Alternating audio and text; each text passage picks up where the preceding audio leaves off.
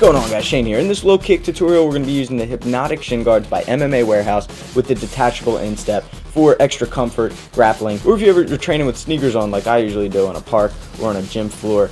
These are awesome and I highly recommend them. Links are in the description below. Alright, let's start off basic with the low kick, the cut kick. I'm not going to go too in depth with how to throw these kicks. I can't give away too much information. I'll be upsetting Muay Thai schools out there, right? So imagine your leg is an axe. So you're literally chopping into your opponent's leg with your shin, aiming 2 or 3 inches above the knee, aiming to shut down the quadricep muscle. Or you can throw it more directly if you're just trying to get a quick kick.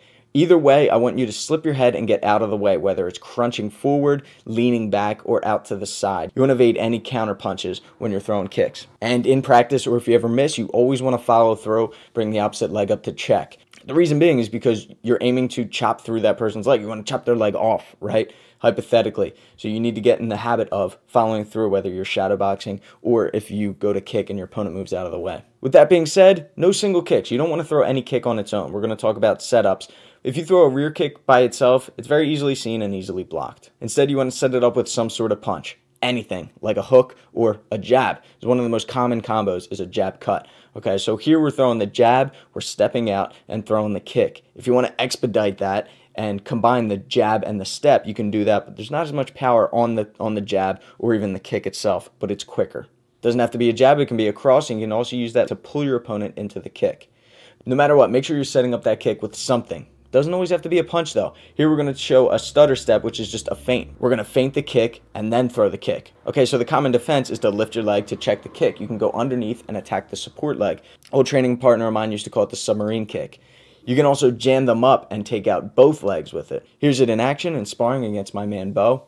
He was backing up a lot, so I used that stutter step to get him heavy on his feet and attack both legs because he didn't lift his leg up to check.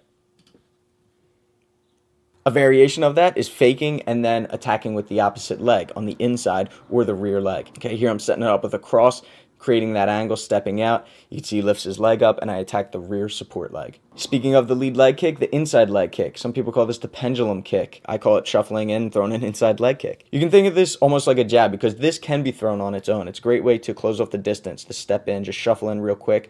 I still like to set it up with some sort of hand movement to get my opponent to react. You can also shuffle into it. Again, I disguise it with a jab. Or step out with an angle. Again, I throw a cross to set this up and walk into the kick. An example of that here with a jab cross, stepping out and throwing the left kick, or off the counter, blocking the head kick and following up with the left low kick. I've mentioned that there aren't many straight kicks in Muay Thai. Teep is the most commonly used one.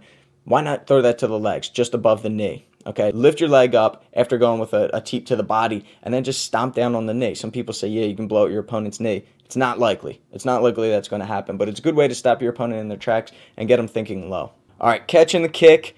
Not going to go in depth on how to catch kicks. If you want information on that, check out myfightgym.com. But once you have your opponent on one leg, it's pretty easy to sweep their leg out. In fact, it's not even the kick really that does the sweep. It's your hands, catching them off balance and then just taking their leg out with that kick. Here's 2 examples of me using it against Bo. And this one sort of combines Taekwondo into it. So if you don't want to be like Anderson Silva, you don't want your shin broken on a check kick. If you see your opponent's definitely going to check it, bail on the kick, spin through, and follow up with a back kick or a wheel kick. All right, you see Bo lifts his leg up. I don't throw the low kick. Instead, I spin through, keep my eyes on my opponent, and throw the back kick. Again, if you're looking to practice these kicks, get 2 pairs of Hypnotic Shin Guards. Links in the description below. All right, guys, thanks for watching. So this time next week, I'm going to be uploading part 2, which is blocking low kicks. Okay, so just in case your bully, your opponent saw this video, you want to make sure that you know how to block and you know how to defend against them. So subscribe, contact me on Twitter, and if you're looking to get more in-depth techniques, like I said, I didn't tell you everything, click that middle link there to get to my fight gym and sign up. And follow me on Instagram. Until next time, I'm Shane with Fight Tips. Self-defense for the underdogs.